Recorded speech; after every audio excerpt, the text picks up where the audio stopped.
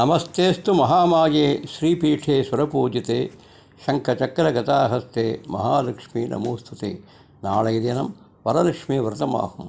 ஒவ்வொரு ஆண்டும் ஆவணி மாதம் முதல் வெள்ளிக்கிழமை சுக்லபக்ஷம் வரலட்சுமி விரதம் வருகிறது.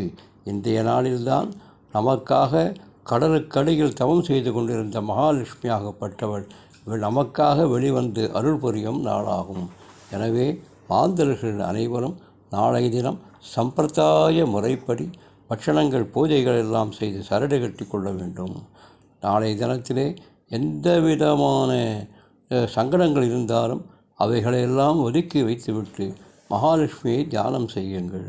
நம்முடைய தரித்திரங்கள் துக்கங்கள் எல்லாம் நீங்கி நன்மை பெறலாம். இந்த ஸ்லோகத்தை நீங்கள் 3 தடவை சொல்ல வேண்டும்.